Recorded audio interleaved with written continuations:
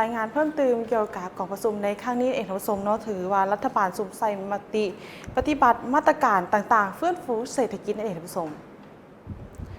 ในระยะ5 ปีผ่านมารัฐบาลได้สุ่มใส่ปฏิบัติมาตรการต่างๆเพื่อฟื้นฟูเศรษฐกิจโดยสุ่มใส่สุกโยกการผลิตและการบริการให้สืบต่อขยายตัวอย่างต่อเนื่อง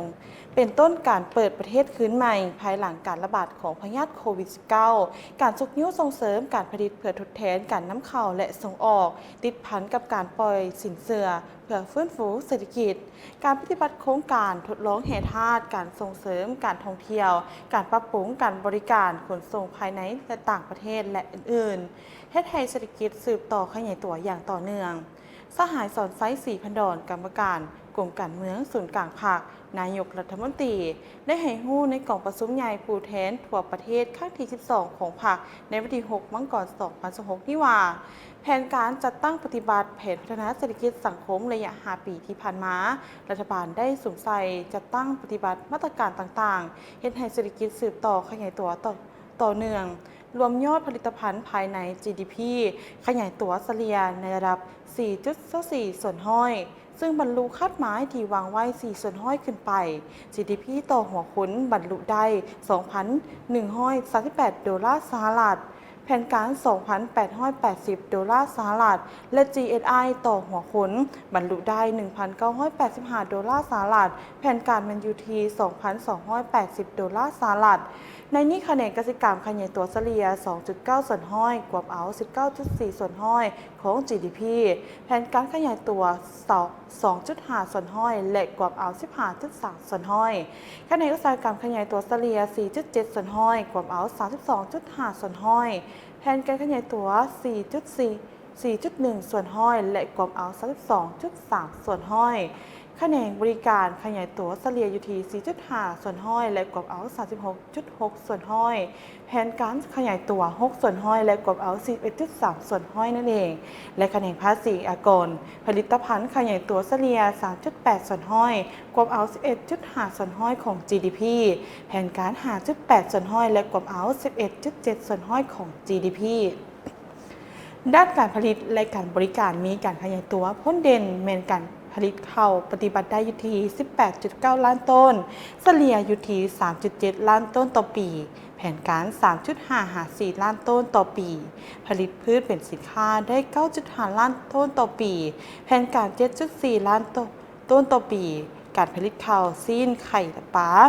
สามารถตอบสนองตามความต้องการของท้องตลาดภายในได้โดยพื้นฐานและส่งออกผลิตภัณฑ์เกษตรกรรมและป่าไม้ได้ถึง 7.8 ตื้อดอลลาร์สหรัฐเฉลี่ย 1.5 ตื้อดอลลาร์สหรัฐต่อปีหรือคาดหมาย 31.49 ส่วนห้อยแผน 1.2 ตื้อดอลลาร์สหรัฐสำหรับข้อมูลมูลค่าการผลิตพลังงานไฟฟ้าได้อยู่ที่ 262,848.19 ตื้อเกียบเท่ากับ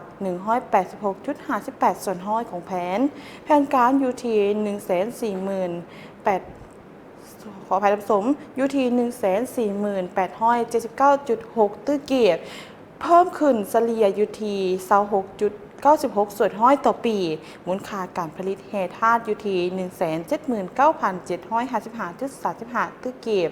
บรรลุได้อยู่ที่320.36 ส่วนห้อยของแผนการอยู่ที่ 56,111 ตื้อเก็บหรือเพิ่มขึ้นเฉลี่ย 39.26 ส่วนห้อยต่อปีมูลค่าการจราจรสินค้าได้อยู่ที่ 412,269.82 ตื้อเก็บเท่ากับ 96.71 ส่วนห้อยของแผนการอยู่ที่ 424,227.52 ตื้อเก็บเพิ่มขึ้นเฉลี่ยอยู่ที่ 9.97 ส่วนห้อยต่อปีสามารถขนส่งสินค้าได้อยู่ที่ 60.32 ล้านต้นเพิ่มขึ้นเฉลี่ยอยู่ที่ 19.26 ส่วนห้อยต่อปีและการขนส่งโดยสารสามารถบรรลุได้อยู่ที่ 484.7 ล้านเถื่อขนเพิ่มขึ้นเฉลี่ยอยู่ที่ 6.15 ส่วนห้อยต่อปี